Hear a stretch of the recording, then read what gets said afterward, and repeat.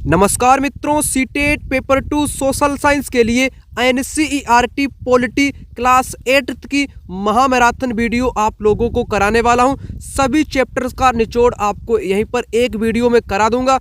भारतीय संविधान, धर्मनिरपेक्षता, संसद तथा कानूनों का निर्माण, न्यायपालिका, हाशियाकरण, जन सुविधाएं, ये वही इंपॉर्टेंट चैप्टर है जहां से पेपर में ना जाने कितने क्वेश्चन पूछे गए हैं और जितने भी क्वेश्चन आज तक पेपर में पूछे गए होंगे सभी क्वेश्चन को भी एक नज़र में आपको करा दूंगा। यह वीडियो पेपर से पहले अंतिम रिवीजन का एक वीडियो आप लोगों के लिए उपयोगी साबित होगी।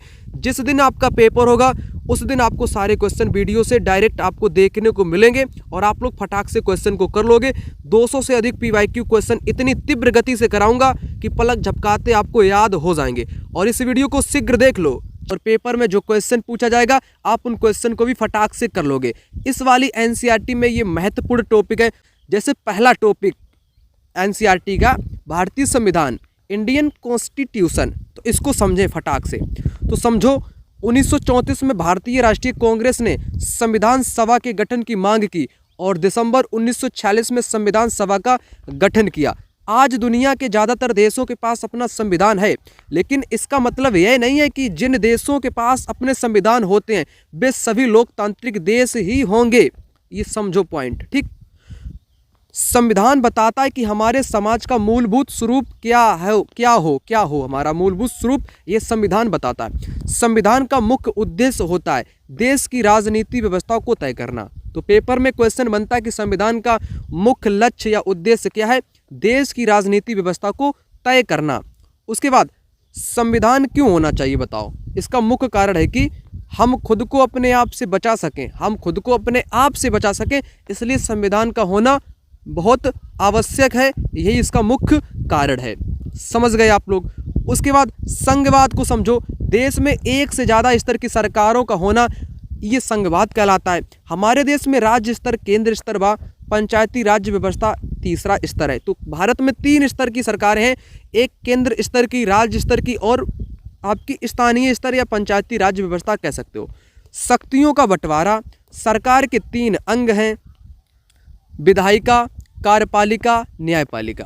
विधायिका, कार्यपालिका और न्यायपालिका, इन तीनों का हम आपको बताएंगे अच्छे से। विधायिका में निर्वाचित प्रतिनिधि होते हैं।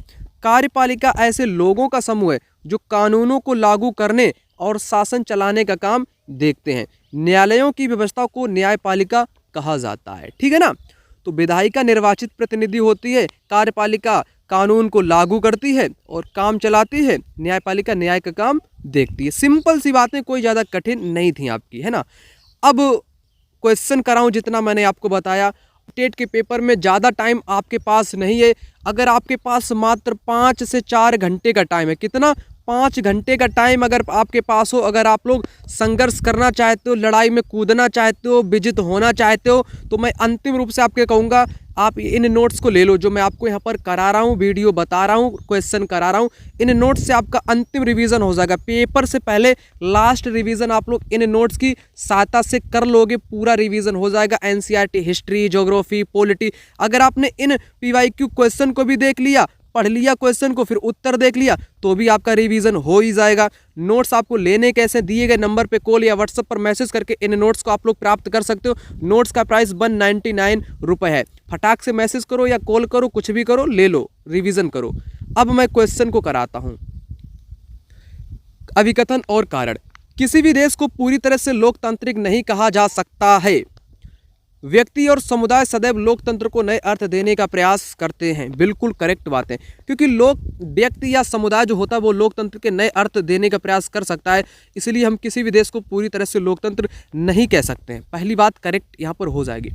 उसके बाद निम्नलिखित में से इस तर्क की लोकतांत्रिक देश की अकाल की संभावना बहुत कम है।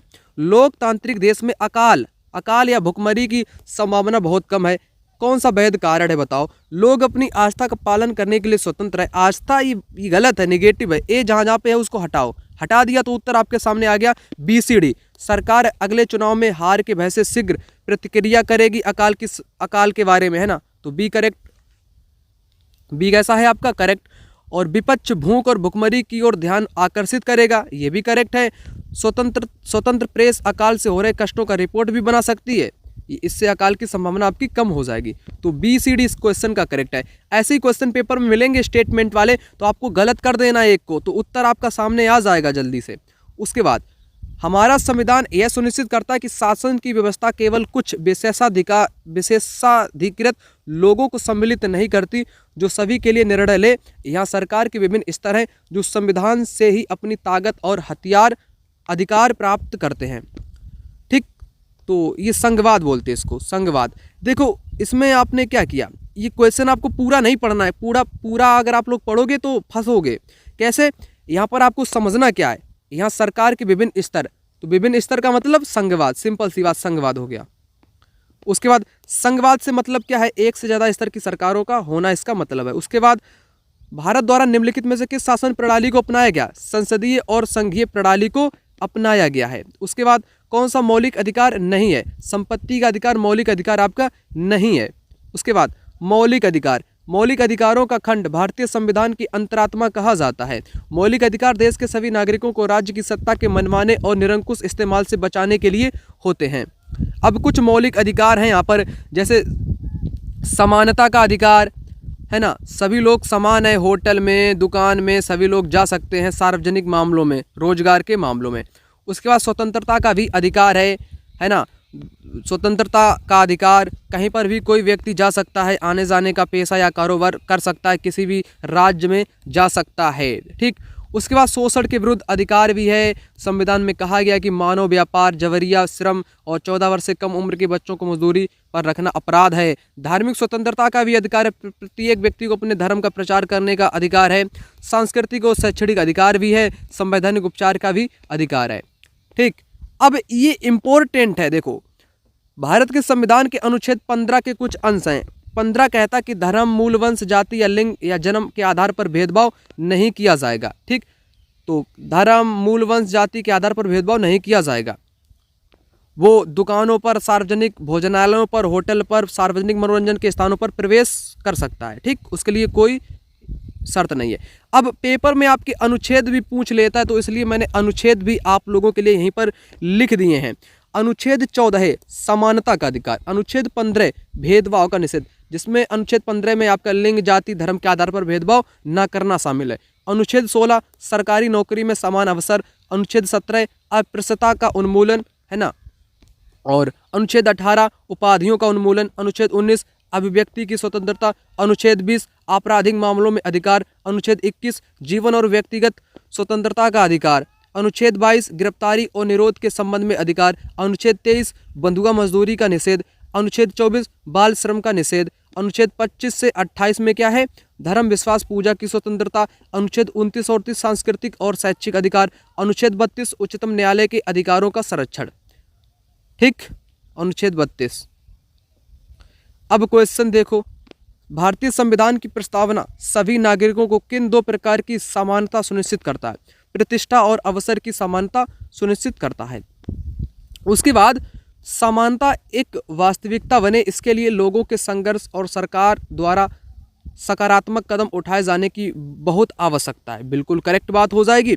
समानता वह मूल जिसके लिए हमें निरंतर संघर्ष करते रहने होगा, वह स्वतः नहीं होगा। ठीक, इसलिए दोनों बातें आपकी करेक्ट दी गई हैं। उसके बाद क्वेश्चन यहाँ पर है, निम्नलिखित में से कौन से प्रावधान हैं जो भारतीय संविधान द्वारा समानता को स्थापित करते हैं। किसको, समानता को स्थापित करते हैं। समानता आपको कौन स्थापित करती है, अस्पृश्यता का उन्मूलन भी समानता स्थापित करती है, और किसी व्यक्ति के साथ उसके धर्म, नस्ल, जाति के आधार पर भेदभाव नहीं किया जाएगा, ये भी करती है। ठीक, बी सी करेक्ट है। ग्राम पंचायत, इससे कोई लेना देना नहीं समानता स्थापित करने का। जिन्होंने भी अपराध किए वे कानून की दृष्टि में समान है। कैसे समान है, उनको तो दंड दिया जाएगा। ऐसे क्वेश्चन पेपर में आएंगे। लोकतंत्रों की प्रमुख विशेषता की पहचान करें तो समानता इसकी प्रमुख विशेषता है। अब राज्य शब्द को समझ लो। राज्य क्या है, राज्य शब्द का इस्तेमाल किस लिए किया जाता है बताओ। सरकार से भिन्न अर्थ में लेते हैं इसका अर्थ। सरकार की जिम्मेदारी होती है कानून बनाना और लागू करना, लेकिन चुनाव के जरिए सरकार बदल सकती है। पर राज्य एक ऐसी राजनीतिक संस्था होती है जो निश्चित भूभाग में रहने वाले संप्रभु लोगों का, तो राज्य का अर्थ यहाँ पर क्या है, संप्रभु लोगों का प्रतिनिधित्व करती है ना, संप्रभु लोगों का प्रतिनिधित्व करती है। मनमानापन आप लोग जानते हो कि हम अपनी मनमानी करेंगे, किसी को कुछ करने ही नहीं देंगे, जो मेरा मन करेगा वही मैं करूँगा। जहाँ नियम तय नहीं किए गए हैं, जहाँ फैसले लेने का कोई अधिकार नहीं है, उसे मनमाना कहा जाता है। ठीक। आदर्श क्या है, जब कोई लक्ष्य या सिद्धांत अपने सबसे शुद्ध या सर्वश्रेष्ठ रूप में होता है उसे आदर्श कहा जाता है। भारतीय राष्ट्रीय आंदोलन 19वीं सदी में उदय हुआ था। इस आंदोलन में हजारों मर्द औरत ब्रिटिश शासन से लोहा लेने के लिए एकजुट हो रहे थे। 1947 में भारत की आज़ादी में प्रेरित हुआ। ठीक, ये तो मैं पढ़ा चुका हूँ इतिहास में। राज्य व्यवस्था पॉलिटी क्या है, इसका आशय एक ऐसे समाज से है जिसकी राजनीतिक संरचना व्यवस्थित। भारत एक लोकतांत्रिक व्यवस्था है। संप्रभु का अर्थ पूछता है पेपर में, तो संप्रभु का अर्थ होता है स्वतंत्र जनता को संप्रभु कहा गया। जो स्वतंत्र लोग हैं उनको संप्रभु कहा गया है। मानव व्यापार क्या कि लोगों का बिक्री करना है ना, उनको बेच देना, खरीद बिक्री को अवैध कहा गया है ना। निरंकुशता क्या है, इसका मतलब सत्ता या अधिकारों के क्रूर व अन्यायपूर्ण इस्तेमाल से होता है निरंकुशता। ठीक, इस नंबर पे कॉल या व्हाट्सएप पर मैसेज करके नोट्स आप लोग ले सकते हो जो मैं आपको बता रहा हूँ। अब दूसरा टॉपिक आपका आ चुका है धर्मनिरपेक्षता। क्या, धर्मनिरपेक्षता, सेकुलरिज्म। धर्मनिरपेक्षता को समझो। भारतीय राज्य ने धर्म और राज्य की शक्ति को एक दूसरे से अलग रखने की रणनीति अपनाई है। धर्म को राज्य से अलग रखने की इसी अवधारणा को धर्मनिरपेक्षता कहा गया है। कोई एक धार्मिक समुदाय किसी दूसरे धार्मिक समुदाय को ना दबाए, ना सताए, ना दबाए। कुछ लोग अपने ही धर्म के अन्य सदस्यों को ना दबाएं। राज्य ना तो किसी खास धर्म को थोपेगा, ना ही लोगों की धार्मिक स्वतंत्रता छीनेगा। ये है धर्मनिरपेक्षता। और कुछ पॉइंट यहाँ पर बहुत उपयोगी हैं। राज्य खुद को धर्म से दूर रखता है और ना ही किसी एक धर्म को समर्थन देता है। हस्तक्षेप की नीति को समझो, इंपॉर्टेंट है, पेपर में कई बार पूछ लेती है आपसे और क्वेश्चन गलत कर देते हो आप लोग। हस्तक्षेप की नीति क्या है, इसका मतलब यह है कि सभी धर्मों की भावनाओं का सम्मान करने और धार्मिक क्रियाकलापों में दखल न देने के लिए राज्य धार्मिक समुदायों को कुछ छूट देता है।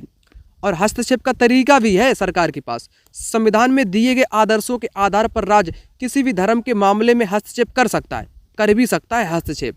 ठीक, धर्म पर आधारित निजी कानूनों में भी हस्तक्षेप कर सकता है, बिल्कुल कर सकता है। अब देखो इनसे जुड़े हुए क्वेश्चन जो धर्मनिरपेक्षता में आपको बता रहा हूँ। भारतीय राज्य का कोई आधिकारिक धर्म नहीं है, ये बात करेक्ट है। सरकारी नौकरियों में धार्मिक अल्पसंख्यकों के लिए आरक्षण का प्रावधान है। सरकारी नौकरियों में धार्मिक अल्पसंख्यकों का नहीं, ये बात अल्पसंख्यक सामाजिक धार्मिक के मतलब कि धार्मिक अल्पसंख्यक की बात गलत है, आर्थिक रूप से है। ठीक है ना, सरकारी नौकरी में आरक्षण का प्रावधान अल्पसंख्यक के आधार पर नहीं है बल्कि आर्थिक और सामाजिक स्तर पे है, अल्पसंख्यक के आधार पे नहीं है। पहला कल इस प्रकार से हो जाएगा। उसके बाद एक धर्मनिरपेक्ष राज्य बताओ क्या है। कोई राजकीय धर्म नहीं होता है या नहीं होता है, बताओ क्या है, क्या होगा इस क्वेश्चन का जवाब। तो कोई राजकीय धर्म नहीं होता धर्मनिरपेक्ष राज्य का, मैं आपको बता चुका हूँ। भारतीय धर्मनिरपेक्षता के बारे में है, राज्य का हस्तक्षेप धर्म में संभव है, बिल्कुल संभव है, कर भी सकता है। राज्य धार्मिक मामलों में हस्तक्षेप नहीं कर सकता, ये बात गलत है। बी जहाँ पर दिखे उसको सबसे पहले आप लोग हटा दिया। ठीक, धर्म से सैद्धांतिक दूरी बनाए रखना, धार्मिक प्रभुत्व को रोकने के लिए विभिन्न कार्य भी करना। ठीक है ना, तो ACD करेक्ट हो जाएगा, बी यहाँ पर गलत हो जाएगा। फिर उसके बाद क्वेश्चन है, ये सारे धर्मनिरपेक्षता से ही है। राज्य से धर्म का पृथकीकरण किस ओर ले जाता है, बहुसंख्यकों के निरंकुशता से बचाव की ओर और मौलिक अधिकारों के उल्लंघन से बचाव की ओर, राज्य की लोकतांत्रिक कार्यविधि की ओर, सामुदायिक दंगों की घटनाओं की रोकथाम की ओर ले जाता है। देखो, प्रत्येक व्यक्ति को स्वतंत्रता अपने धर्म का पालन अनुसरण करने की, तो उसे ही धर्मनिरपेक्षता बोल सकते हैं। भारत में धर्मनिरपेक्षता का सिद्धांत क्या दर्शाता है, ABC, सभी धर्म समान प्रतिष्ठा पाते हैं। राज्य भारतीय नागरिकों के सांस्कृतिक धार्मिक जीवन को नियंत्रित कर सकता है, बिल्कुल कर सकता है। अल्पसंख्यकों के अधिकारों की सुरक्षा, राज्य का अपना धर्म है, कोई धर्म नहीं है इसका, डी गलत। ठीक है ना, जब राज्य धार्मिक क्रियाओं में किसी प्रकार का हस्तक्षेप नहीं करता है उसे क्या कहते हैं, उसे कहते हैं धर्मनिरपेक्षता बोलते हैं। क्या बोलते हैं, धर्मनिरपेक्षता बोलते हैं। भारतीय संविधान के अनुसार भारतीय धर्मनिरपेक्ष राज्य के बारे में निम्नलिखित कथनों में से कौन सा गलत है। अब गलत वाला ढूंढ लेना है आपको, मैं आपको बता चुका हूँ पूरा धर्मनिरपेक्षता। ठीक, अब यहाँ पर भारत और अमेरिका की धर्मनिरपेक्षता को समझ लो। है ना, किस तरह अलग है। भारतीय धर्मनिरपेक्षता और अमेरिका की धर्मनिरपेक्षता में कुछ अंतर हैं, इनको समझ लेते हैं। यहाँ पर समझो, भारतीय धर्मनिरपेक्षता और अमेरिकी धर्मनिरपेक्षता के बीच एक अहम फर्क है। ऐसा इसलिए कि अमेरिकी धर्मनिरपेक्षता में धर्म और राज्य के बीच स्पष्ट अलगाव के विपरीत भारतीय धर्मनिरपेक्षता में राज्य को धार्मिक मामलों में हस्तक्षेप करने की छूट दी गई है, लेकिन अमेरिका में ऐसा नहीं है। बात करेंगे संसद पार्लियामेंट की। भारतीय संसद देश की सर्वोच्च कानून निर्माण संस्था है। इसके दो सदन हैं, राज्यसभा और लोकसभा। राज्यसभा में कुल 245 सदस्य होते हैं। देश के उपराष्ट्रपति राज्यसभा के सभापति होते हैं। देश के जो उपराष्ट्रपति होते हैं वो राज्यसभा के सभापति होते हैं। लोकसभा में कुल 545 सदस्य होते हैं। इसकी अध्यक्षता लोकसभा अध्यक्ष करते हैं। उसके बाद राष्ट्रीय सरकार का चुनाव कैसे होता है उसको यहाँ पर बताया गया है। भारतीय संसद में राष्ट्रपति और दो सदन, राज्यसभा और लोकसभा। लोकसभा का चुनाव के बाद सांसदों की एक सूची बनाई जाती है। निर्वाचित सांसदों में बहुमत प्राप्त दल की सरकार बनती है। लोकसभा में 543 निर्वाचित सदस्य और 2 मनोनीत सदस्य होते हैं। इसलिए बहुमत हासिल करने के लिए 272 कम से कम सदस्य होने चाहिए। कार्यपालिका का चुनाव करना लोकसभा का महत्वपूर्ण काम होता है। तो चुनाव करने का काम किसका होता है? लोकसभा का। तो कार्यपालिका का चुनाव करना लोकसभा का महत्वपूर्ण काम होता है। भारत का प्रधानमंत्री लोकसभा में सत्ताधारी दल का मुखिया होता है। वह सांसदों में से मंत्रियों का चुनाव करता है। ये भी इम्पोर्टेंट पॉइंट है कि भारत का जो प्रधानमंत्री लोकसभा में सत्ताधारी दल का मुखिया होता है, वह सांसदों में से मंत्रियों का भी चुनाव करता है। अब राज्यसभा को समझो। राज्यों में प्रतिनिधि के रूप में काम करती है। कानून बनाने का प्रस्ताव पेश कर सकती है। संसद का यह सदन लोकसभा द्वारा पारित किए गए कानूनों की समीक्षा करता है और उसमें संशोधन भी करता है। ठीक, उसमें संशोधन भी करता है। संसद का यह जो सदन है, ठीक है ना, इसमें लोकसभा द्वारा पारित किए गए कानूनों की समीक्षा करता है, उसमें संशोधन भी करता है। उसके बाद राज्यसभा के सदस्यों का चुनाव विभिन्न राज्यों की विधानसभाओं के निर्वाचित सदस्य करते हैं। राज्यसभा में 233 निर्वाचित सदस्य होते हैं और 12 सदस्य राष्ट्रपति की ओर से मनोनीत किए जाते हैं। उसके बाद संसद का सत्रकाल। संसद का सत्रकाल प्रश्नकाल। जब संसद का सत्र चल रहा होता है उसमें सबसे पहले प्रश्नकाल होता है। इसके माध्यम से सांसद सरकार के कामकाज के बारे में जानकारियां हासिल करते हैं, सरकार से सवाल पूछना। उसके बाद नोट, संसद में कुछ सीटें अनुसूचित जातियों एससी, अनुसूचित जनजातियों एसटी के लिए आरक्षित की गई हैं। 60 साल पहले संसद में केवल 4% महिलाएं थीं। आज उनकी संख्या 11% से ऊपर पहुंच गई है।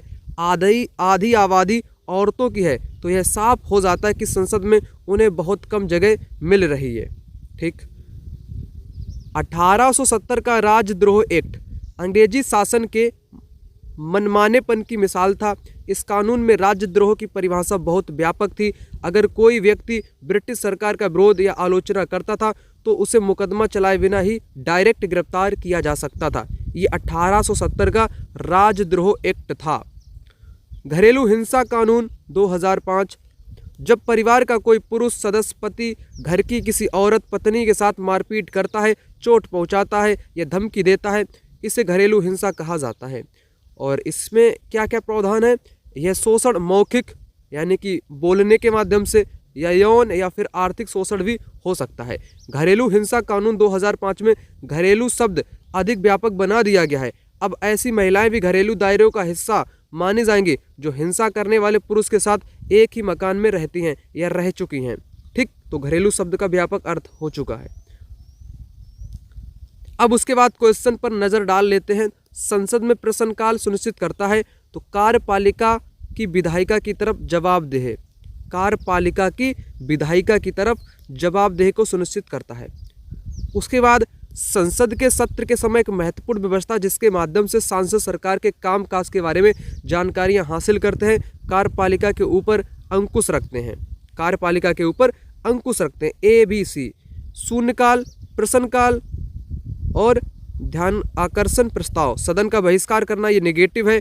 D जहाँ जहाँ पे होगा वो तो आपका हटेगा। बचेगा थर्ड जवाब इस क्वेश्चन का हो जाएगा। उसके बाद भारतीय संसद के अंतर्गत लोकसभा, राज्यसभा, राष्ट्रपति ये 3 आते हैं। विपक्ष किस प्रकार सरकार की जवाबदेही को सुनिश्चित करता है? विपक्ष कैसे सुनिश्चित करता है? यहाँ पर डी गलत है, संसद में बाधाएं डालकर नहीं करता है, डी गलत है। जहाँ जहाँ पर डी आपको दिखेगा ऐसे पेपर में काट देना है, ए बी सी आपके सामने उत्तर आ जाएगा। उसके बाद राज्यसभा के अधिकांश सदस्यों का चुनाव किया जाता है। कैसे किया जाता है? तो इनका चुनाव आपका किया जाता है विभिन्न राज्यों की विधान सभाओं के निर्वाचित सदस्यों के द्वारा, विभिन्न राज्यों की विधान सभाओं के निर्वाचित सदस्यों के द्वारा। भारत का राष्ट्रपति मुखिया होता है, सरकार का मुखिया होता है, ठीक। संविधान की व्याख्या का अधिकार मुख्य रूप से किसके पार है, किसके पास में है? तो न्यायपालिका के पास है। संविधान की व्याख्या का अधिकार मुख्य रूप से किसके पास है? न्यायपालिका के पास में है। उसके बाद संसद द्वारा पारित किए गए कानूनों को न्यायपालिका को बदलने का अधिकार है यदि वह मानती है कि वह संविधान की मूलभूत संरचना का उल्लंघन करता है, तो इसको न्यायिक पुनरीक्षण के नाम से जानते हैं। राज्यसभा में सदस्यों को कौन नामांकित करता है? राष्ट्रपति नामांकित करता है। लोकसभा में कितने सदस्य मनोनीत हो सकते हैं? 2 सदस्य मनोनीत आपके हो सकते हैं। उसके बाद भारत की सर्वोच्च कानून निर्माण संस्था क्या है? तो संसद कानून का निर्माण करती है। उसके बाद क्वेश्चन है, लोकतंत्र में एक निश्चित समय अंतराल के बाद ही चुनाव क्यों होते हैं? बताओ, चुनाव होने का कारण क्या है? डी गलत है, यह प्रथागत प्रक्रिया नहीं है, ये बात गलत है। जहां जहां पे डी दिखेगी उसको आपको ऐसे हटा देना है। A B C right answer हो जाएगा। सरकार का उत्तरदायित्व सुनिश्चित करने के लिए, दलों की समान राजनीतिक भागीदारी सुनिश्चित करने के लिए, राजनीतिक वाद विवाद तथा जन संवाद को प्रोत्साहित करने के लिए चुनाव किए जाते हैं समय अंतराल पर। लोकतंत्र में चुनाव के संबंध में निम्नलिखित 2 कथन पर विचार करें, दोनों आपके सही हैं।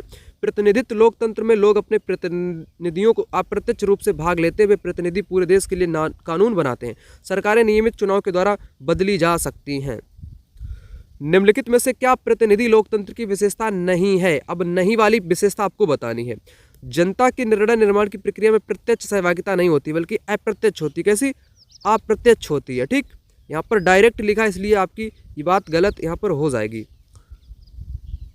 सत्ता के दुरुपयोग की रोकथाम के लिए भारतीय राज्य कई नियंत्रण और संतुलन रखता है। ऊपर दिए गए कथन में भारतीय राज्य का अर्थ क्या है? बताओ। भारतीय राज्य का अर्थ हो जाएगा भारतीय राजनीतिक व्यवस्था से। भारतीय जनतंत्र में कार्यकारी का कार्य क्या है? कार्यकारी यानी कि कार्यपालिका का काम क्या काम है उसका? संसद द्वारा अधिनियमों को लागू करना, संसद द्वारा बनाए गए कानूनों को लागू करने का काम कार्यपालिका करती है। राज्य की विधायिका अंग से क्या अभिप्राय है? विधायिका अंग से अभिप्राय है नागरिकों द्वारा निर्वाचित प्रतिनिधि, नागरिकों द्वारा निर्वाचित प्रतिनिधि। यहाँ पर समझो विधायिका, विधायिका सरकार का वह अंग जो कानून बनाती है। कानून बनाती है कौन? संसद या विधायिका, दोनों एक ही बातें हैं, ठीक। संसद या विधायिका। प्रत्येक लोकतांत्रिक राज्य में विधायिका का बहुत महत्वपूर्ण स्थान है। यह लोगों के निर्वाचित प्रतिनिधियों की सभा है और राष्ट्रीय जनमत और लोगों की शक्ति का प्रतिनिधित्व करती है। अधिकांश राज्यों में विधायिका में राज्यपाल और विधानसभा होते हैं। इसका मतलब यह है कि राज्यों की एक सदनीय विधानमंडल है। कुछ राज्यों में राज्यपाल के अलावा विधायिका के 2 सदन विधानसभा और विधान परिषद हैं। जहां 2 सदन होते हैं विधायिका को द्विसदनीय भी कहा जाता है। अब विधानसभा को समझ लो, यहीं पर प्रत्येक राज्य में एक विधानसभा होती है। यह राज्य के लोगों का प्रतिनिधित्व करती है, लोगों का प्रतिनिधित्व करती है विधानसभा। विधानसभा के सदस्यों का चुनाव लोगों के द्वारा एक सार्वभौमिक वयस्क मताधिकार के द्वारा सीधे तौर पर किया जाता है। उनका चयन राज्य में मतदाताओं के रूप में पंजीकृत सभी वयस्क नागरिकों द्वारा प्रत्यक्ष रूप से किया जाता है।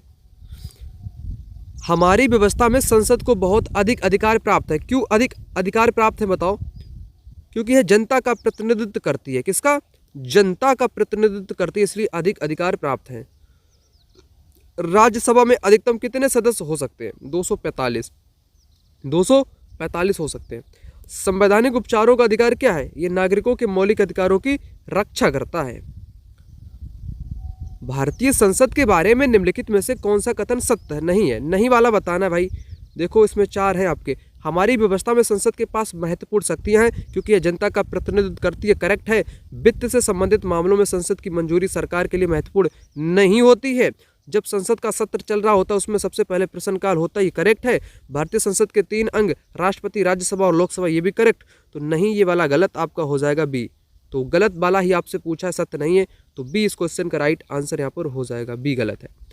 विधानसभा के सदस्य क्या करते हैं बताओ। विधानसभा के जो सदस्य होते हैं ये लोगों द्वारा चुने जाते हैं, लोगों द्वारा चुने जाते हैं। उसके बाद लोकसभा में सत्ताधारी दल का मुखिया इनमें से कौन होता है बताओ। लोकसभा में सत्ताधारी दल का मुखिया प्रधानमंत्री होता है। अब यहां पर आपको समझाऊंगा न्यायपालिका के बारे में, जहां से पेपर में क्वेश्चन देखने को आपको अवश्य एक दो मिल जाएंगे। न्यायपालिका की भूमिका, विवादों का निपटारा करना, न्यायिक व्यवस्था, नागरिक व सरकार, दो राज्य सरकारों और केंद्र व राज्य के बीच पैदा होने वाले विवादों को हल करना, यानी कि विवादों का निपटारा करवाना न्यायपालिका की भूमिका है। न्यायिक समीक्षा, संविधान की व्याख्या का अधिकार न्यायपालिका के पास है। संविधान की व्याख्या का अधिकार किसके पास है? आप कहोगे न्यायपालिका के पास है। अगर संसद द्वारा पारित किया गया कानून संविधान के आधारभूत ढांचे का उल्लंघन करता है तो वह उस कानून को रद्द कर सकती है। इसे न्यायिक समीक्षा कहा जाता है। इसे क्या कहा जाता है? न्यायिक समीक्षा कहा जाता है। उसके बाद कानून की रक्षा और मौलिक अधिकारों का क्रियान्वयन, न्यायपालिका कानून की रक्षा और मौलिक अधिकारों का क्रियान्वयन करता है। अनुच्छेद 21 में प्रत्येक नागरिक को जीवन का मौलिक अधिकार दिया गया है और इसमें स्वास्थ्य का भी अधिकार शामिल है, हवा पानी का भी अधिकार इसी में ही आपका शामिल है। स्वतंत्र न्यायपालिका है, न्यायपालिका स्वतंत्र है।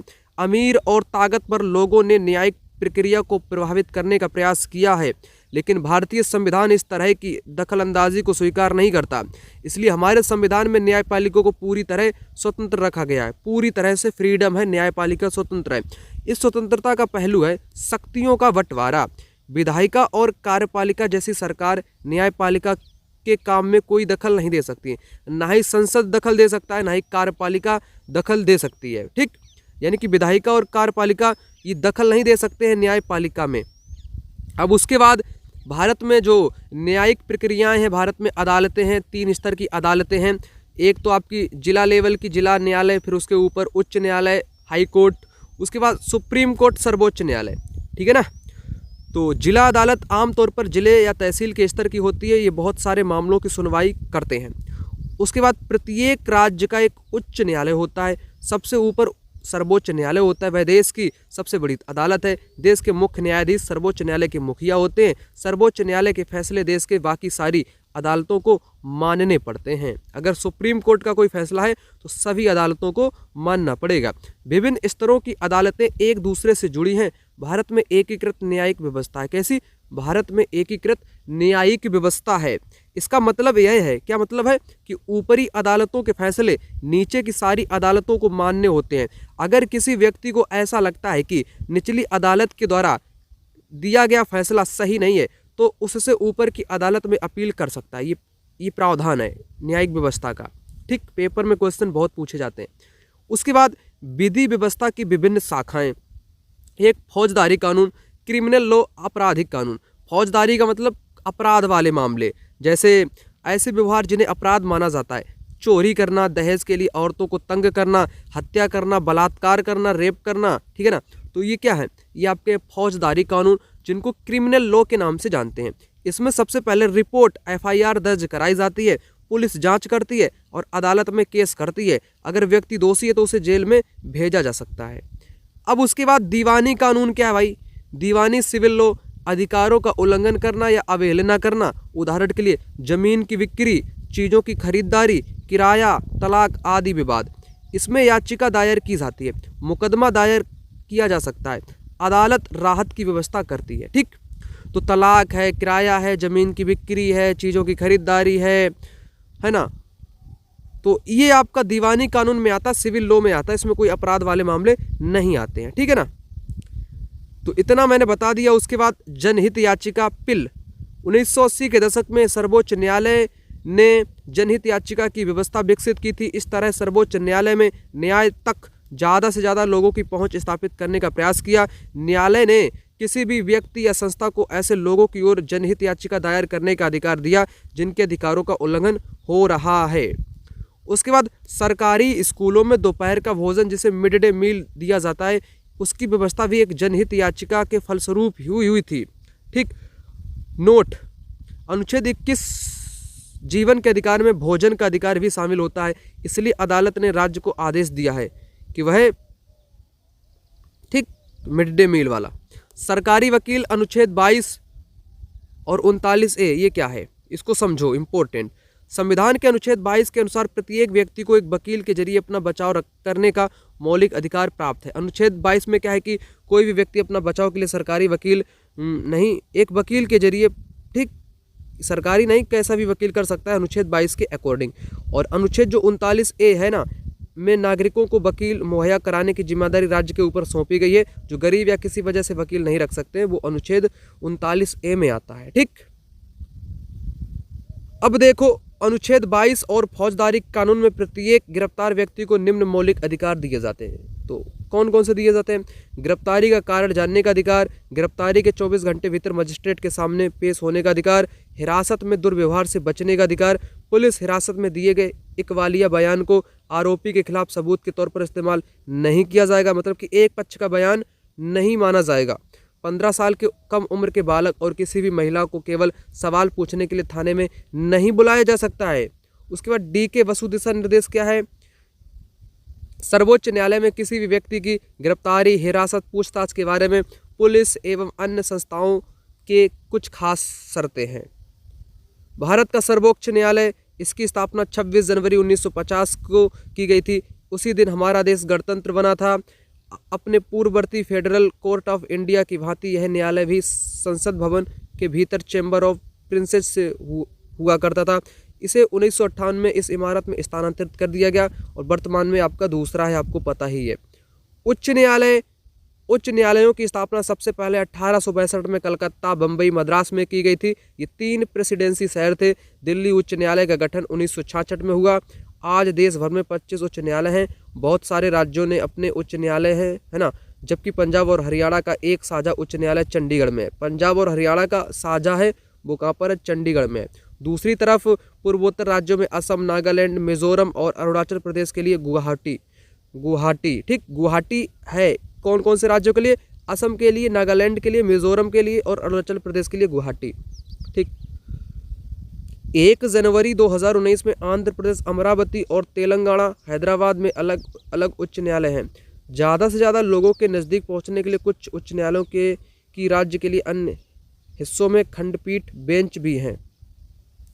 अब मैंने न्यायपालिका को बता दिया, अब उनसे जुड़े सभी क्वेश्चन को फटाक से आपको कराता हूँ। विधायिका और कार्यपालिका न्यायपालिका के काम में हस्तक्षेप नहीं कर सकती है। यह कथन भारतीय संविधान के किस सिद्धांत को दर्शाता है? तो यह किस सिद्धांत को दर्शाता है बताओ? न्यायिक समीक्षा, आधारभूत संरचना, शक्तियों का बंटवारा, ये दर्शाता शक्तियों का बंटवारा, ठीक है ना, क्योंकि इसमें शक्तियाँ अलग अलग है। विधायिका, कार्यपालिका, न्यायपालिका के काम में हस्तक्षेप नहीं कर सकती है, ये शक्तियों का बंटवारा दर्शाता है। उसके बाद जनहित याचिका, PIL, है ना, जनहित याचिका उच्च न्यायालय या सर्वोच्च न्यायालय के नाम से भेजे गए पत्र या ईमेल के माध्यम से दायर नहीं की जा सकती है। ये गलत है और ये आपके दोनों सही हैं, मैं आपको बता चुका हूँ इसके बारे में। भारत के उच्चतम न्यायालय का मुखिया कौन है? तो भारत के मुख्य न्यायाधीश होते हैं। भारत में स्वास्थ्य के अधिकार को किस मौलिक अधिकार के रूप में मान्यता प्राप्त है? जीवन के जीने के अधिकार के रूप में। सर्वोच्च न्यायालय द्वारा निर्धारित DK वासु दिशा निर्देश क्या है बताओ? तो ये आपके हैं किसी व्यक्ति को गिरफ्तार करने, रोकने, रखने, उनसे पूछताछ करने के लिए विभिन्न एजेंसियों द्वारा प्रयोग किए जाने वाले तरीके। यह है DK वसु दिशा निर्देश। DK वसु दिशा निर्देश क्या है बताओ? फिर पूछा क्वेश्चन, तो गिरफ्तारी, नजरबंदी, पूछताछ के दौरान पुलिस द्वारा पालन की जाने वाली प्रक्रियाओं से जुड़े निर्देश। फिर उसके बाद उच्चतम न्यायालय द्वारा DK वासु दिशा निर्देश कैसे हैं? तो ये गिरफ्तारी और पूछताछ के दौरान पुलिस द्वारा मानी जाने वाली प्रक्रियाएं। अपील व्यवस्था कैसी है भारत में? पहले सत्र न्यायालय, उसके ऊपर उच्च न्यायालय, सबसे ऊपर आपका सर्वोच्च न्यायालय, इस प्रकार की है आपकी। ठीक, किसी चोरी के मामले में क्या होने पर पक्षपातपूर्ण सुनवाई माना जाएगा? यानी कि एक पक्ष की अगर सुन लो तो पक्षपातपूर्ण माना जाएगा। आरोपित का दोषी पाए जाने वाले प्रतिभाशाली और सम्मानित परिवार होने की वजह से माफ कर देना, तो माफ बिल्कुल भी नहीं करेंगे। अगर सम्मानित है तो उसको जेल में डालेंगे। ये एक पक्ष की बात करता है, इसलिए ये एक पक्ष वाला हो जाएगा। ठीक, भारत के पास एकीकृत न्यायिक व्यवस्था होना क्या दर्शाता है बताओ? तो यह आपका दर्शाता है ABC। ऊपरी न्यायालयों के फैसले नीचे के सभी न्यायालयों को मान्य होते हैं। निचली अदालत के फैसले से असंतुष्ट पक्ष ऊपरी न्यायालय में अपील कर सकते हैं, बिल्कुल कर सकते हैं। उच्च न्यायालय और सर्वोच्च न्यायालय के पास समान अधिकार होते नहीं, दोनों के पास अलग अलग अधिकार होते हैं। भारत में न्यायिक व्यवस्था भारतीय राजनीतिक व्यवस्था की कार्यविधि का अभिन्न अंग नहीं, ये गलत है। ये इसका अंग नहीं, ये स्वतंत्र है। न्यायपालिका कैसी है? स्वतंत्र है। ए और बी यहाँ पर करेक्ट आपका जवाब हो जाएगा। उसके बाद यहाँ पर क्वेश्चन कहता है ऊपरी न्यायालय के फैसले नीचे की सारी न्यायालयों को मान्य होते हैं। भारत के पास एकीकृत न्यायिक व्यवस्था है। ये दोनों बातें आपकी कैसी हो जाएंगी? एकदम करेक्ट हो जाएंगी।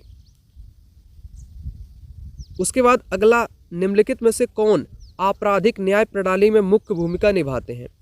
तो आपराधिक न्याय प्रणाली में न्यायाधीश भी होता है, पुलिस भी होता है, सरकारी वकील भी होता है। ये तीनों लोग मुख्य भूमिकाएं अपनी निभाते हैं।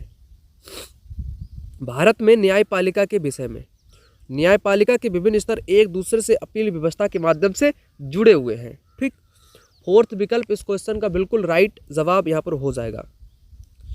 पदानुक्रमित, ये सब गलत है आपकी, है ना, इनको मैं डायरेक्ट बता रहा हूँ आपको क्योंकि टाइम की कमी है ना। संविधान के किस अनुच्छेद में राज्य का कर्तव्य है कि ऐसे नागरिकों को जो एक वकील की सेवाएं प्रदान करे जो कमजोर सामाजिक आर्थिक स्थितियों या अन्य प्रकार की अक्षमताओं के कारण अपना वकील रखने में असमर्थ है? तो अनुच्छेद 39A में सरकारी वकील रखने का प्रावधान है। उसके बाद भारतीय संविधान में एक प्रावधान है जो कि सरकार द्वारा सत्ता के मनमाने इस्तेमाल से जनता को बचाता है। कौन सा है बताओ? मौलिक अधिकार। प्रदूषण रहित हवा का अधिकार भारत में किस मौलिक अधिकार के भाग के रूप में स्वीकारा गया है? तो जीवन के अधिकार के रूप में स्वीकारा गया है। उसके बाद संविधान का अनुच्छेद 22 सुनिश्चित करता है, क्या सुनिश्चित करता है? तो 22 सुनिश्चित करता है गिरफ्तारी के दौरान दुर्व्यवहार से बचने का अधिकार है। ठीक है ना। उसके बाद भारतीय संविधान के किस अनुच्छेद के अनुसार अप्रसन्नता का उन्मूलन या किसी भी रूप में इसका होना निषेध है? तो अनुच्छेद 17 में। ठीक, अनुच्छेद 17 में। और 15 में भेदभाव नहीं होगा लिंग, जन्म, जाति के आधार पर। ठीक है ना। उसके बाद यहां पर क्वेश्चन कहता है सभी व्यक्ति कानून की दृष्टि में समान है। वाक्य का अर्थ क्या है बताओ? इस वाक्य में मतलब कि इस स्टेटमेंट में वाक्य का अर्थ बताना है आपको कि सभी व्यक्ति कानून की दृष्टि में समान है। सभी नागरिकों को अपने सामाजिक आर्थिक स्तर के अनपेक्षित समान कानून पालन करना होगा। कानून की दृष्टि में किसी भी व्यक्ति के साथ उसके नस्ल भेद की भेदभाव नहीं किया जा सकता है। करेक्ट। असमानता समाप्त होगी। क्या भारत में असमानता समाप्त हो चुकी है? नहीं, अभी भी है असमानताएं। तो सी आपका गलत है। अब जहाँ पर आपको सी दिखेगा तो उसको आपको हटाना ही पड़ेगा ऐसे, तब आपके सामने ABD बचेगा, तो आप राइट आंसर वहाँ पर कर दोगे। उसके बाद इस प्रकार का क्वेश्चन आया है पेपर में, यहाँ पर है भारतीय न्यायपालिका बिना किसी भय अथवा बाहरी दबाव के कानून के शासन की रक्षा करती है तथा सरकार के कार्यों पर अपना प्रभावी नियंत्रण बनाए रखती है। इसकी वजह क्या है? भारत में न्यायपालिका की स्वतंत्रता है। ठीक, भारतीय मतलब कि न्यायपालिका की स्वतंत्रता है। पहले ही जवाब आपका करेक्ट हो जाएगा। उसके बाद कौन सा विकल्प निष्पक्ष सुनवाई के मूलभूत तत्व? निष्पक्ष मुकदमा जनता के सामने खुली अदालत में चलाया जाता है। आरोप पत्र और अभियोजन पक्ष द्वारा पेश किए गए सभी साक्ष्यों की प्रति एक आरोपी को दी जाती है। बचाव पक्ष के वकील को अभियोजन पक्ष की ओर से पेश किए गए गवाहों से जिरह करने का मौका नहीं दिया जाता है। मौका नहीं दिया जाता है, ये तो बात आपकी गलत है। और चौथी क्या है? न्यायाधीश अदालत के सामने वकीलों द्वारा लिए गए कथनों के आधार पर फैसला करते हैं। फोर्थ विकल्प क्या है इस क्वेश्चन का राइट आंसर हो जाएगा? नहीं, सी। यहाँ पर ये कथन स्टेटमेंट दिए गए हैं इसमें, तो ये वाला मैंने गलत कर ही दिया ना, थर्ड वाला, और सब आपके करेक्ट हो जाएंगे ऐसे, क्योंकि थर्ड कट गया ना। DK वासु दिशा निर्देश पेपर में बार बार क्वेश्चन आता है, तो ये मैंने क्या बताया? गिरफ्तारी, नजरबंदी, पूछताछ के दौरान। ठीक, फेडरल ऑफ इंडिया पूर्ववर्ती क्या था? ये था सर्वोच्च न्यायालय का नाम। ठीक, सर्वोच्च न्यायालय का नाम। फिर कथन और कारण वाला क्वेश्चन है कि ऊपरी न्यायालय के फैसले नीचे की अदालतों को मानने पड़ते हैं क्योंकि भारत के पास एकीकृत न्यायिक व्यवस्था है। दोनों आपके सही हो जाएंगे। यहाँ पर इस क्वेश्चन को आप लोग देखो, यहाँ पर कहता क्या है? भारत में उच्च न्यायालयों के बारे में। उच्च न्यायालय राज्य सरकारों के अंतर्गत आते हैं और उनकी ओर से ही कार्य करते हैं। सही है। उच्च न्यायालयों के सभी न्यायाधीशों की नियुक्ति राज्य के मुख्यमंत्री के साथ, मुख्यमंत्री के साथ नहीं, ये बात गलत है, केवल ए करेक्ट हो जाएगा, केवल ए करेक्ट हो जाएगा, ठीक, बी गलत हो जाएगा। उसके बाद कोई व्यक्ति जिला जज के न्यायालय द्वारा लिए गए फैसले से असंतुष्ट है तो अपील प्रणाली के अनुसार वह कहाँ पर अपील कर सकता है, तो उच्च न्यायालय में जाएगा। भारत में अपील प्रणाली या पौनर्वाधिक प्रणाली किसे कहते हैं, तो किसे कहते हैं कि निचली न्यायालय के आदेश के खिलाफ उच्च न्यायालय में अपील का प्रावधान है, इसको अपील प्रणाली के नाम से जानते हैं। उसके बाद क्वेश्चन यहाँ पर कहता है भारतीय न्यायिक व्यवस्था के संदर्भ में अपील की व्यवस्था का अर्थ है, क्या अर्थ है, किसी व्यक्ति को अगर ऐसा लगता है कि निचली अदालत द्वारा दिया गया फैसला सही नहीं है तो वह उससे ऊपर की अदालत में अपील कर सकता है, तो बिल्कुल कर सकता है, यही न्यायिक व्यवस्था आपकी है। अब फौजदारी कानून से जुड़ा हुआ क्वेश्चन है, मैंने बताया क्रिमिनल वाला कानून होता है, जैसे बी करेक्ट है आपका। सबसे पहले पुलिस के पास प्रथम सूचना रिपोर्ट दर्ज कराई जाती है, इसके बाद केवल प्रभावित पक्ष, केवल के कारण ये गलत है, केवल के कारण ये गलत है। सबसे पहले न्यायालय में मामला, न्यायालय में नहीं, सबसे पहले क्या होगा, सबसे पहले पुलिस के पास प्रथम सूचना रिपोर्ट दर्ज कराई जाएगी, उसके बाद अदालत में मामला दर्ज किया जाएगा। सी विकल्प इस क्वेश्चन का राइट आंसर हो जाएगा। आपराधिक मामलों में क्या होता है, सबसे पहले एफआईआर दर्ज होती है, उसके बाद अदालत में मामला दर्ज किया जाता है। यहाँ पर बी नहीं होगा, क्या होगा, यहाँ पर आपका सी विकल्प हो जाएगा ये वाला, ठीक, क्योंकि यहाँ पर केवल एक पक्ष की बात करेगी इसलिए आपका ये गलत है। उसके बाद न्यायपालिका के संबंध में फिर से क्वेश्चन है, तो यहाँ पर ये करेक्ट हो जाएगा आपका न्यायपालिका के बारे में। न्यायिक व्यवस्था नागरिकों तथा नागरिकों व सरकार के बीच पैदा होने वाले विवादों को हल करने की क्रियाविधि है, परंतु दो राज्य सरकारों के बीच की नहीं, परंतु दो राज्य सरकारों के बीच की नहीं। ये क्या है, ये तो गलत है आपका, ये गलत है और आपको गलत वाला ही ढूंढना है, तो ये गलत आपका हो जाएगा। बाकी सभी सही है न्यायपालिका के बारे में।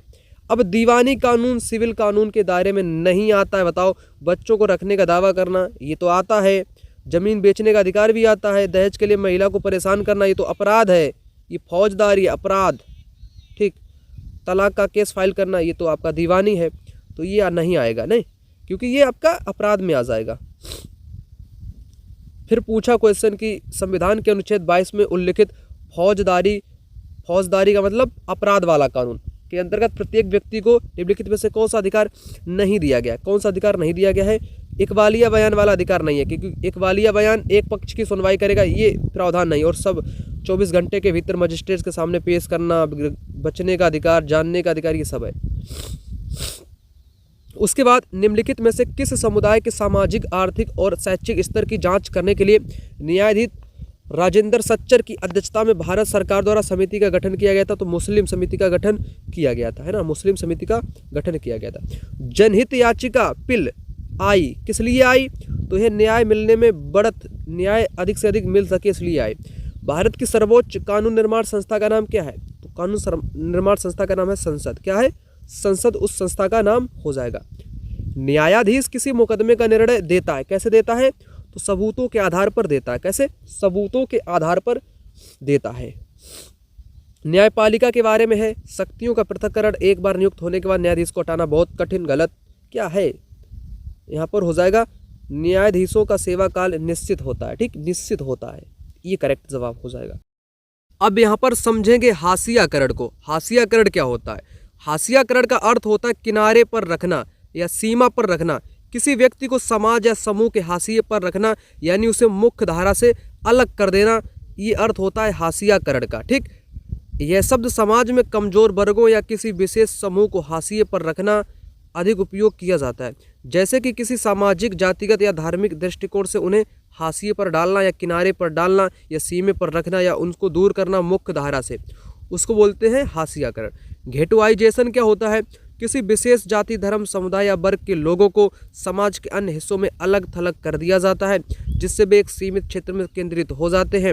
यह स्वैच्छिक भी हो सकता है और अनैच्छिक भी हो सकता है, यानी कि अपनी मर्जी से भी वो बच सकते हैं, बिना मर्जी के उनको जबरदस्ती वहाँ से निकाला गया हो, जब उन्हें भेदभाव, सामाजिक दबाव या भय या दुश्मनी के कारण ऐसा होता है, ठीक।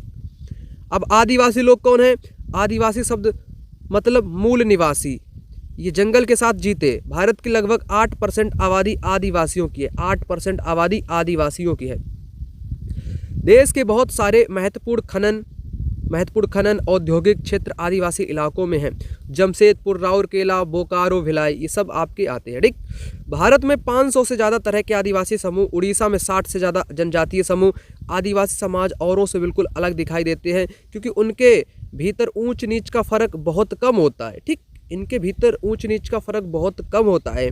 19वीं सदी में बहुत सारे आदिवासियों ने ईसाई धर्म अपनाया, जो आधुनिक आदिवासी इतिहास में एक महत्वपूर्ण धर्म बन गया। अब उसके बाद अनुसूचित जाति एवं अनुसूचित जनजाति अत्याचार निवारण अधिनियम 1989, यह कानून 1989 में बनाया गया दलितों और आदिवासियों को दुर्व्यवहार से बचाने के लिए। दलित और आदिवासियों को दुर्व्यवहार से बचाने के लिए 1989 में कानून बनाया गया। 1989 का अधिनियम एक और वजह से महत्वपूर्ण है। आदिवासी कार्यकर्ता अपनी परंपरागत जमीन पर अपने कब्जे की बहाली के लिए इस कानून का सहारा लेते हैं। एक आदिवासी कार्यकर्ता है सीके जानू। कौन? सीके जानू कौन है? एक आदिवासी कार्यकर्ता है। हाथ से मैला उठाने वाले लोग 1993 में सरकार ने पाबंदी लगा दी। Employment of manual scavengers and construction of dry latrines act 1993 में पारित किया। यह कानून सिर पर मैला उठाने वालों को काम पर रखने और सूखे शौचालयों के निर्माण पर पाबंदी लगाता है। 2003 में सफाई कर्मचारी आंदोलन तथा अन्य संगठनों ने सर्वोच्च न्यायालय में एक जनहित याचिका दायर की। हाथ से मैला उठाने वाले कर्मियों के नियोजन का प्रतिषेध और उनका पुनर्वास अधिनियम 6 दिसंबर 2013 को लागू किया गया। ठीक है ना। तो घेटुआइजेशन मैंने आपको समझा दिया। ठीक है ना। ये इलाके ऐसे इलाके या बस्ती के लिए इस्तेमाल होता है जिसमें मुख्य रूप से एक ही समुदाय के लोग रहते हैं, सिर्फ एक ही समुदाय के लोग रहेंगे। ठीक है ना, क्योंकि इनको मुख्य धारा से अलग कर दिया जाता है। अब क्वेश्चन पर मैं नजर डालता हूं। निम्नलिखित में से किस स्थिति को अनुभव करने के साथ हास्याकरण प्रायः संबंधित है? हास्याकरण किससे संबंधित है? अभाव या वंचन से संबंधित है, भेदभाव से भी संबंधित है, समानता या गर्व से संबंधित नहीं है। सी और डी जहां पर दिखेगा उसका मूड आपको काट लेना है, यानी कि हटा देना, उसको काट देना उस ऑप्शन को। ए भी आपके सामने बच जाएगा। ए और बी को पढ़ें और उत्तर दें। भारत सरकार कई विभिन्न उपाय करती है, जैसे कि हाशियाई समूह के लिए सीमित गठन और सर्वेक्षण करना। करेक्ट। यह उपाय इसलिए किए जाते हैं ताकि वे समूह उन राजनीतिक दलों के सरकार चला रहे हैं। ये गलत है आपका, केवल ए ही करेक्ट है। हाशिए पर होना का विपरीत क्या होता है? मुख्य धारा में होना। मुख्य धारा का विपरीत क्या होता है? कि कोने पर होना या हाशिए पर होना। विपरीत आपसे पूछ लिया, हाशिए पर होना का विपरीत क्या होगा? मुख्य धारा में होना। ठीक। उसके बाद सामाजिक हाशियाकरण की प्रक्रिया के बारे में कौन सा कथन सही है? हाशियाकरण के बारे में कई व्यक्ति हाशियाकरण का अनुभव कर सकते हैं क्योंकि वे एक अलग भाषा बोलते हैं। ये बात सही है। हाशियाई समूह शक्तिहीनता और पराजय का एहसास अनुभव कर सकता है। बिल्कुल करेक्ट। हाशियाकरण प्रायः राजनीतिक आर्थिक दायरे में किसी महसूस, ये गलत है आपका। तो ए और बी यहाँ पर क्वेश्चन का राइट जवाब आपका हो जाएगा। उसके बाद समाज में कुछ समूहों का हाशियाकरण संभावनीय है क्योंकि वे, ये सारे सही हैं, भिन्न भाषाएं बोलते हैं, मुख्य धारा से भिन्न दूसरी प्रथाओं का अनुसरण करते हैं, अस्वीकार सामाजिक समूह से आते हैं, बहुसंख्यक समुदाय के मुकाबले किसी दूसरे धर्म से होते हैं। ये सारे हाशियाकरण की संभावना के कारण हैं आपके। सामाजिक हाशियाकरण के संदर्भ में घेटुआइजेशन एक ऐसी परिस्थिति है जहां एक क्षेत्र या समुदाय में एक विशेष समुदाय के सदस्यों की बहुत ज़्यादा आबादी होती है। यह किस कारण से होता है? तो विभिन्न सामाजिक, सांस्कृतिक, आर्थिक के कारण हो सकता है। बेहतर अच्छी नौकरी पाने के लिए नहीं होता, ये बात गलत है। बी जहाँ पर दिखे उसको आपको हटाना पड़ेगा। ए सी डी आपके सामने बचेगा। अकाट स्थितियों जैसे भय या द्वेष के कारण ये अलग रहते हैं या अधिक सुरक्षित महसूस करना समुदाय के रूप में अपने आप में, ये बात करेक्ट है आपकी। ठीक। आदिवासी समाज की विशिष्टता का श्रेय जाता है, किसको जाता है बताओ? B C D. जाति प्रथा को नहीं जाता, इसमें कोई जाति प्रथा नहीं होती है ना, कोई सामाजिक ज़्यादा फर्क नहीं होता है। ठीक है ना। दूसरे प्रचलित धर्मों से भिन्न अनेक प्रकार के जनजातीय धर्म के पालन को, विशिष्ट भाषा को, ऊंच नीच की कम उपस्थिति को। ठीक, कोई भी ऊंच नीच नहीं होती है यहाँ पर।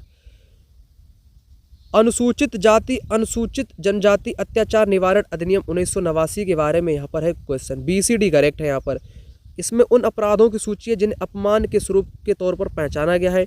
इसमें आदिवासी दलित समुदायों की महिलाओं के खिलाफ होने वाले अपराधों की सूची है। ऐसे कृत्यों की सूची है जिनके द्वारा दलितों और आदिवासियों को वंचित रखा जाता है। ठीक, करेक्ट। सामाजिक न्याय को प्रोत्साहित कौन सी नीति करती है? सरकारी नौकरियों में सूचीगत दलित जाति के उम्मीदवार को आरक्षण देना, न्यूनतम मेहनताना कानून पारित करना, दोनों सही हो जाएंगे। अत्याचार अधिनियम 1989 निम्नलिखित में से कौन से समुदाय को न्याय दिलाने के लिए पारित किया गया था? ए विकल्प हो जाएगा, आदिवासी एवं दलित। क्या? आदिवासी एवं दलित को न्याय दिलाने के लिए पारित। सीके जानू कौन है बताओ? सीके जानू एक आदिवासी कार्यकर्ता है। कौन? आदिवासी एक कार्यकर्ता है। अब उसके बाद 2006 में लागू हुआ वन अधिकार अधिनियम एक ऐसा कानून है जो क्या करता है? वनवासी और अनुसूचित जनजातियों को सुनिश्चित करता है। पेपर मिल मालिक या जानवर, ये गलत है आपके दोनों। ठीक, ए और बी यहाँ पर करेक्ट जवाब आपके हो जाएंगे। अब वन अधिकार 2006 को भी पढ़ लो, यहाँ पर थोड़ा सा देख लो कि 2006 में पारित हुआ कानून में प्रस्तावना में कहा गया है कि यह कानून जमीन और संसाधनों पर वन समुदायों के अधिकारों को मान्यता न देने के कारण उनके साथ ऐतिहासिक अन्याय को दूर करने के लिए पारित किया गया। इस कानून में वन समुदायों के घर के आसपास जमीन, खेती और चराई योग्य जमीन और गैर लकड़ी वन उत्पादों पर उनके अधिकारों को मान्यता दी गई। इस कानून में यह भी कहा गया कि वन एवं जैव विविधता संरक्षण भी वनवासियों के अधिकारों में आता है। ठीक है ना। उसके बाद किस संगठन ने उच्चतम न्यायालय में मैला उठाने की प्रथा के खिलाफ याचिका दायर की? तो सफाई कर्मचारी आंदोलन ने की। हाथ से मैला उठाने वाले कर्मियों के नियोजन का निषेध और उनका पुनर्वास अधिनियम 1993 में लागू क्यों हुआ बताओ? सफाई कर्मचारी अमानवीय स्थिति में काम करते थे इसलिए।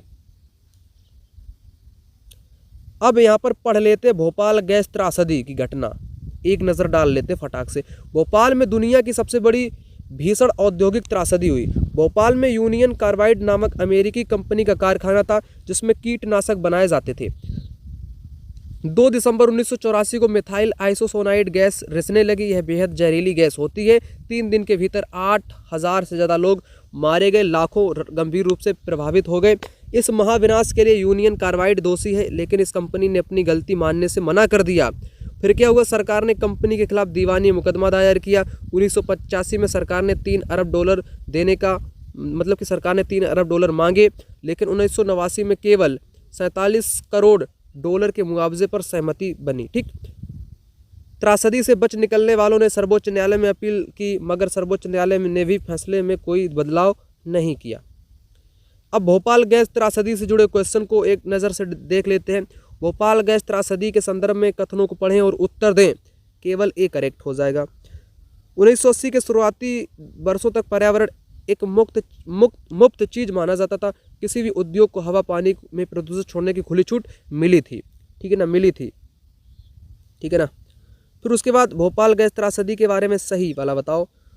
तो जहरीली गैस के संपर्क में आने वाले अधिकांश लोग गरीब कामकाजी परिवार से थे। बिल्कुल थे। भोपाल गैस त्रासदी के बारे में है ये भी। पहला गलत यहाँ पर है, दूसरा सही है। सुप्रीम कोर्ट ने कहा कि जीवन का अधिकार संविधान के अनुच्छेद 21 के तहत एक मौलिक अधिकार है। इसमें प्रदूषण मुक्त हवा और पानी का अधिकार भी शामिल है। सुभाष कुमार बनाम बिहार राज्य 1991। सुभाष कुमार और बिहार राज्य। सर्वोच्च न्यायालय ने कहा कि जीवन का अधिकार अनुच्छेद 21 के तहत एक मौलिक अधिकार है। इसमें प्रदूषण मुक्त हवा और पानी का भी अधिकार शामिल कर दिया गया। अब पेपर में क्वेश्चन भी आ गया कि सुभाष कुमार बनाम बिहार राज्य 1991 में सर्वोच्च न्यायालय ने क्या कहा? तो सर्वोच्च न्यायालय ने कहा कि जीवन के अधिकार में प्रदूषण मुक्त पानी और हवा के आनंद का अधिकार है। एक क्वेश्चन फिर पूछ लिया, किस मामले में मुकदमे में भारत के सर्वोच्च न्यायालय ने कहा कि जीवन का अधिकार संविधान के अनुच्छेद 21 के अंतर्गत एक मौलिक अधिकार है और इसमें जीवन के पूर्ण आनंद के लिए प्रदूषण मुक्त हवा पानी? तो सुभाष कुमार बनाम बिहार राज्य। ठीक है ना। अब यहाँ पर जन सुविधाओं व रोजगार से जुड़े क्वेश्चन को फटाक से कराता हूँ आप लोगों को। जैसे क्वेश्चन आपके सामने है, यहाँ पर है, जन सुविधाओं पर निम्न कथन है। सरकार को सभी लोगों को जन सुविधाएं मुहैया कराने की जिम्मेदारी उठानी चाहिए। बिल्कुल उठानी चाहिए, क्योंकि निजी कंपनियां जन सुविधाएं मुहैया कराती है, लेकिन इनकी ज़्यादा कीमत चंद लोग ही वहन कर सकते हैं, क्योंकि प्राइवेट कंपनियां कराती हैं तो वो ज़्यादा ले लेती हैं रुपए, तो इसलिए कराना चाहिए। तो ये दोनों बातें आपकी करेक्ट यहाँ पर हो जाएंगी। उसके बाद कई ग्रामीण परिवारों को उत्तरजीविता के लिए पैसा उधार लेना पड़ता है, इसका क्या अति संभाव्य कारण है अगर यह उनके काम और आजीविका के रूप में देखा जाए? तो क्या है, साल के दौरान ऐसी अवधियां भी आती हैं जब उनके पास कोई काम उपलब्ध नहीं होता है तो उनको कर्जा लेना पड़ता है। निम्नलिखित में से कौन से कारण ग्रामीण जीविकोपार्जन को असुरक्षित बनाते हैं, यानी कि असुरक्षित कौन से कारण बनाते हैं? सिंचाई के लिए मानसून पर ग्रामीण के लोग रहते हैं ना, पानी की उपलब्धता नहीं है। उत्पादन को ग्रामीण सहकारिताओं में बेचना, ये तो बात गलत है। कीट हमले से फसलों को नष्ट हो जाना, ये असुरक्षा है उनके लिए। साहूकार से कर्ज उठाना, ये भी असुरक्षा है। असुरक्षा आपको बतानी है, बेचना कोई असुरक्षा थोड़ी ना है। जहाँ पर बी दिखेगा तो आपको हटा देना है उसको, है ना। और ACD आपके सामने राइट जवाब उतर कर आ जाएगा। अब ये क्वेश्चन पेपर में बहुत आता है कि कर्ज का जाल ग्रामीण इलाकों में मुक्ता के बीच एक शोषणकारी है। तो ग्रामीण में ये किसके बीच में? साहूकार और छोटे किसान के बीच में। छोटा किसान साहूकार या व्यापारी से कर्ज ले लेता है और उसको दे नहीं पाता, फिर आत्महत्या जैसे मामले सामने आते हैं। लेबर चौक क्या बताओ? लेबर चौक जहाँ पर ऐसी जगह जहाँ दिहाड़ी मजदूर काम की तलाश में इकट्ठा होते हैं, उसको लेबर चौक के नाम से जानते हैं। अब यहाँ पर ये मिलान वाला क्वेश्चन पेपर में आता है ना। तो यहाँ पर है वेतन भोगी कर्मचारी, तो सरकारी शिक्षक कैसा हो जाएगा? वेतन भोगी। ए का फोर्थ हो जाएगा, ठीक। यहाँ पर ये गलत लिखा है, ठीक, ये गलत है आपका। ए का फोर्थ किस में है? ए का फोर्थ सिर्फ और सिर्फ थर्ड में दिया गया, तो यहाँ पर हम कर देंगे डायरेक्ट, क्योंकि वेतन भोगी शिक्षक को वेतन मिलेगा। और बिना वेतन का मजदूर कौन सा है बताओ? इसी के अनुसार बी का थर्ड। अनियमित काम निर्माण मजदूर, ठीक, वो नियमित नहीं है। सी का सेकेंड हो जाएगा। स्वरोजगार गृहिणी, बिना वेतन का मजदूर फुटपाथ ठेला दुकानदार, बिना वेतन का मजदूर, क्योंकि उसको कोई वेतन नहीं मिलता है, उसको खुद कमाना पड़ता है, ठीक। तो ऐसे मिलान आपका यहाँ पर हो जाएगा। अब पेपर में कर्मचारियों से भी क्वेश्चन पूछे जाते हैं, नियमित कौन है, अनियमित कौन है।